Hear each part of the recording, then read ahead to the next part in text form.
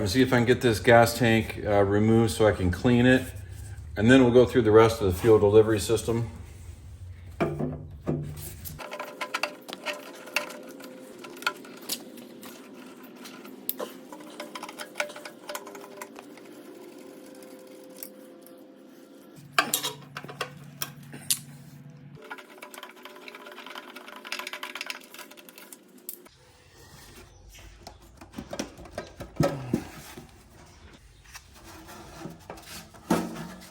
Okay, there we go.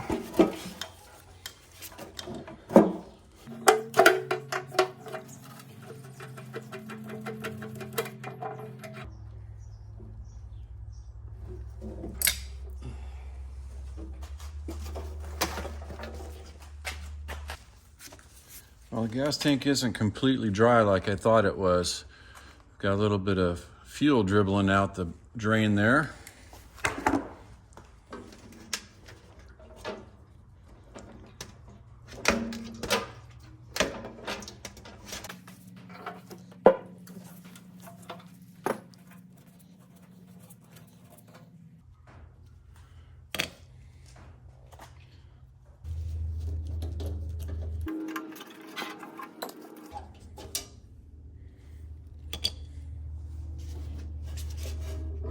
Oh boy. I wonder how come I didn't see that fuel when I put the scope down there.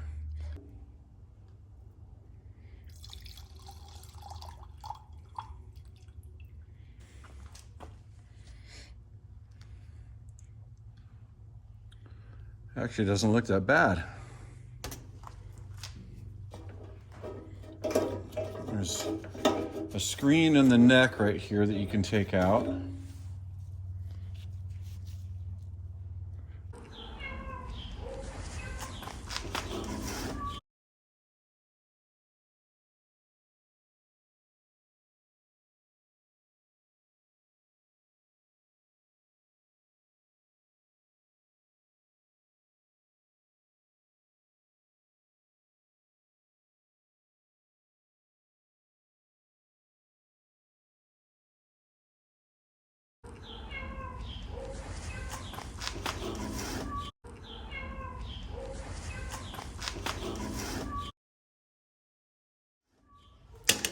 So I guess I'll just put the plugs back in and put some gas in it and slosh it around and see what comes out.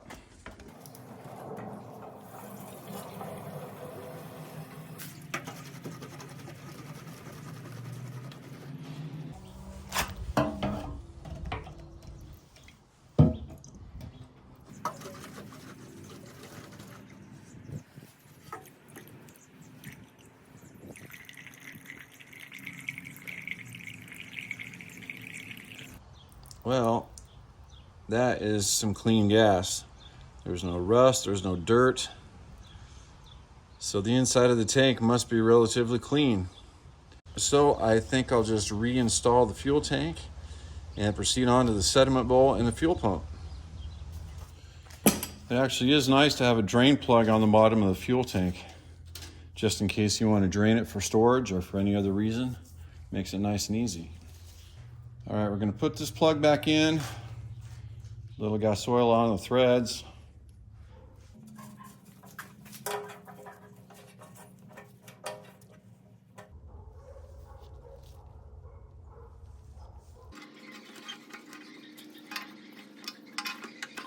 So this is the fuel line between the tank and the bottom of the fuel valve.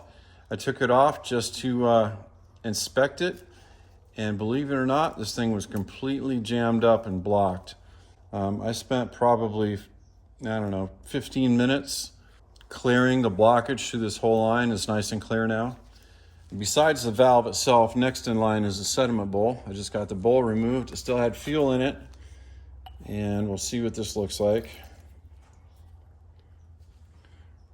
You know, that's a typical sediment bowl, right? You've got dirt and sediment. After all, that is what it's for, to collect that stuff. This fuel is older than the fuel in the tank.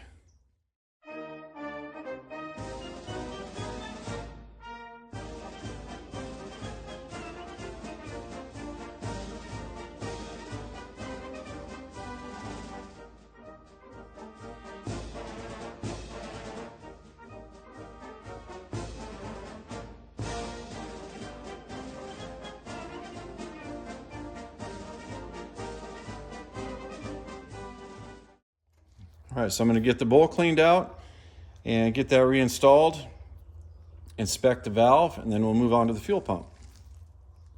I got the bowl cleaned out as best I could, but there's so much dried on crud in there that I'm gonna throw it in the ultrasonic cleaner for a while, let it get really nice and clean, and then we'll move on. Okay, here's the sediment bowl after only 8 minutes in the ultrasonic cleaner.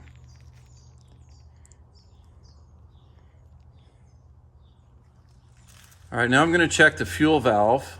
This position to the left is input from the fuel tank.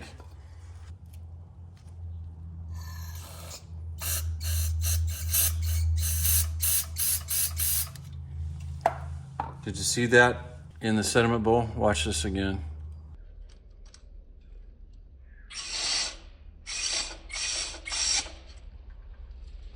So that tells me that passage is clear. I've got the carburetor off so I can inspect it and clean it. Got the screws removed from the bottom of the bowl. There's 4 of them. Here's the last one right here.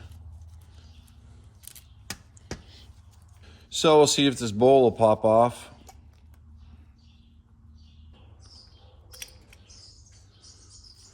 There we go. This has got like a upside down float because this is the bottom. All right, so the fuel comes in right there. That's pretty cruddy and gummed up down in there. Now here's a screw to remove the float assembly, it looks like. Yep. All right, I think I got it figured out here. The fuel enters here and goes inside through this passageway, then this direction out towards that plunger on the end.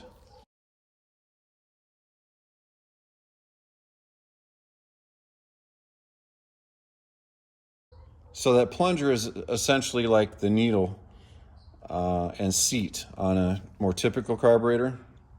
It's just designed a little bit different because fuel comes in from the bottom, raises the float, pushes the plunger in like this, and then it stops the flow of fuel. Well, I can see down inside there that that plunger is completely free. It moves back and forth easily. So because of that, I'm actually not gonna take that apart. I'm just gonna leave it as it is. But I am gonna put this in the ultrasonic cleaner for a while to clean out all that gunk in the inlet and hopefully whatever is on the interior as well. The float itself seems good. This tiny little guy right here must be the pickup tube because it goes down into this hole. All right, so everything's good here. I just need to make a new gasket for that. So we'll just put the bottom and this pickup tube in the cleaner. I've got that old gasket removed and the surface cleaned and made myself a new gasket. So this will be all ready to go. All right, 15 minutes later, it's out of the ultrasonic cleaner. Everything looks nice and clean. You got all that gunk out of the inlet port and some of the staining down by the plunger as well. And the pickup tube is also good. I verified it's clear, so I think we're ready for reassembly. If you look real close, see that notch in the plunger?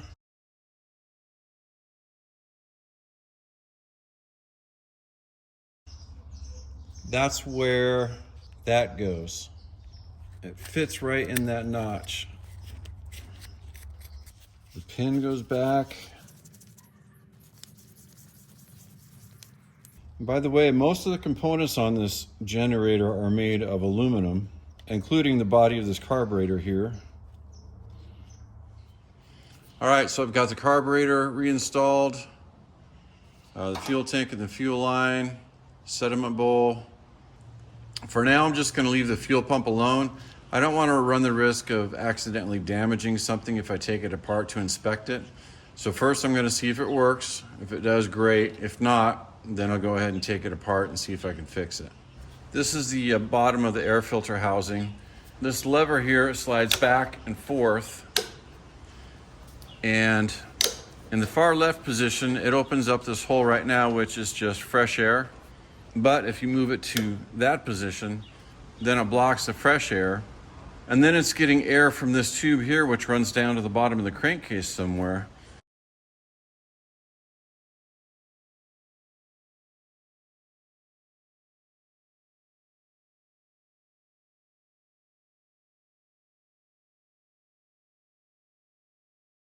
But I'm just gonna leave this in fresh air mode. And this thing right here on the side of the carburetor, it looks like it's some sort of a governor apparatus. Makes contact with this piece right here, which is connected to the carburetor throttle butterfly. I'm moving it on the other side with my hand. So I guess that's how that works. And I just need to put that plate back on.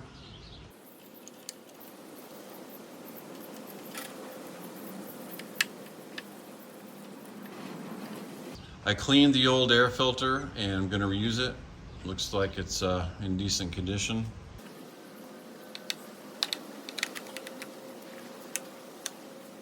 I think I'll actually leave this air intake off until I get it running in case I need to squirt some fuel into the carburetor to get it started. As far as I know, this generator did not come with the wheels and the handles. It looks to me like they were a homemade edition at some point afterwards, but it does make it a lot easier to move this thing around because it is pretty heavy. So as long as I'm going to keep the handlebars and the wheels, I want to do something about these grips. These are just, I'm not even sure what these are. These are maybe some water hose from a swimming pool, or I'm not sure. So I'm going to cut these off and put some nicer looking grips on.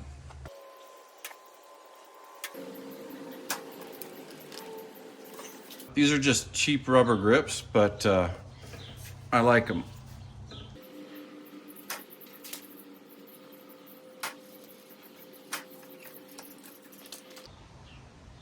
I'm just going to use just a little bit of glue.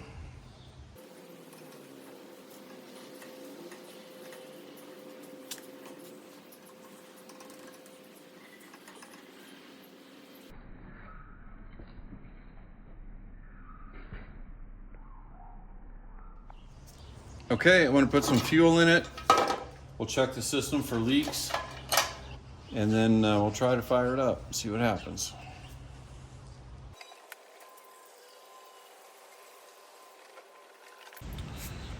All right, the fuel tank is about 3/4 of the way full. There are no leaks yet. All right, I'm gonna spin the motor over with the drill, and we're gonna watch the sediment bowl right here, see if it starts to fill or not.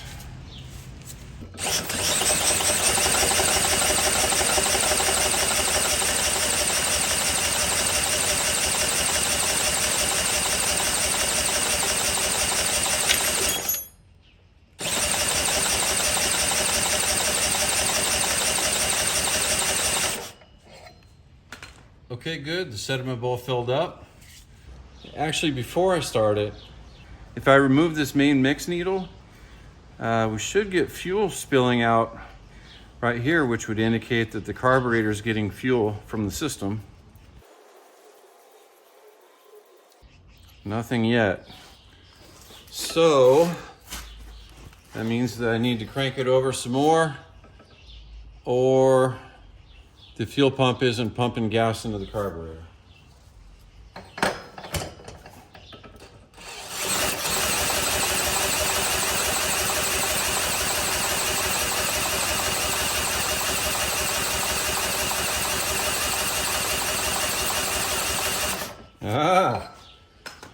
Success. So we're going to run this down all the way.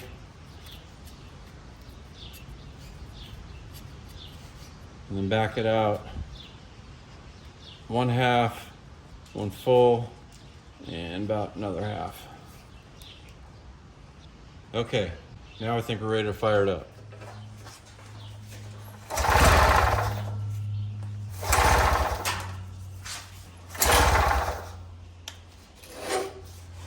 All right, I'm gonna spin it with a drill for just a minute. It's wanting to fire.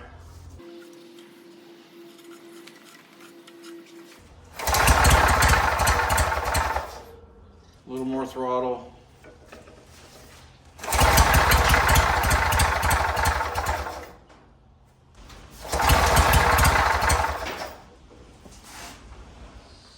Yeah, I got it flooded real good, so took the spark plugs out.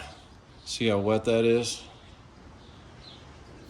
Okay, it's the next day.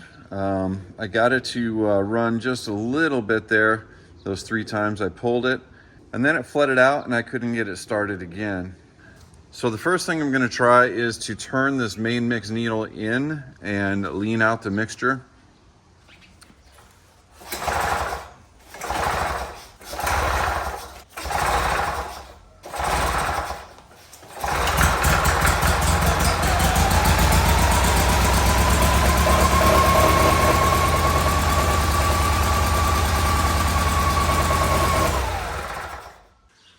It's just acting like it's getting too much fuel.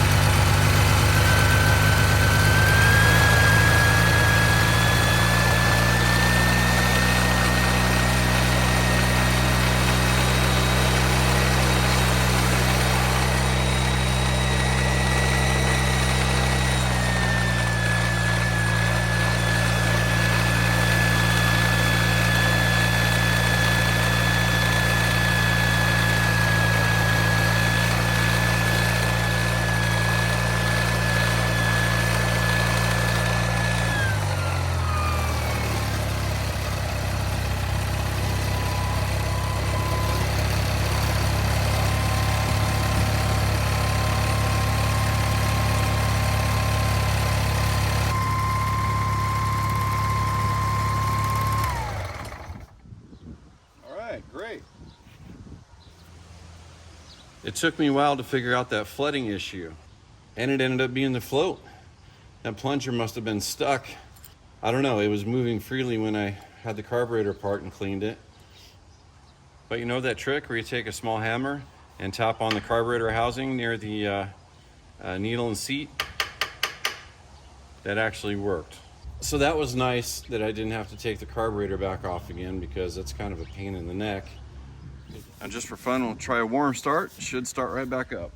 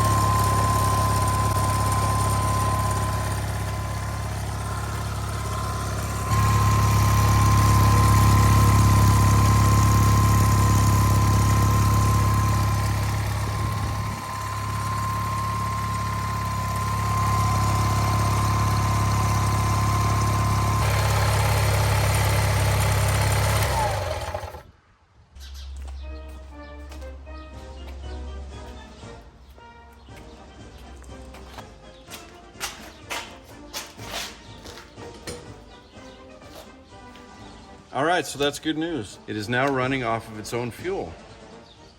So that means the fuel system is working, including the fuel pump. The motor's not smoking out of the exhaust. It's not leaking any oil. I let it run for maybe 10 or 15 minutes off camera, and it had no issues at all. So we'll wrap up this video for now. We still have a few things yet to do, and the big one, of course, is investigating the generator. All I can tell you right now is that I have not looked inside this box once. When the engine was running just a few minutes ago, it was registering voltage about maybe a third of the way up the meter. The outlets over here on the left side of the box, there are two of your standard type outlets. So thanks for watching. I hope to catch you on the next video. It will be all about the generator, and we'll see if we can get this thing to make power.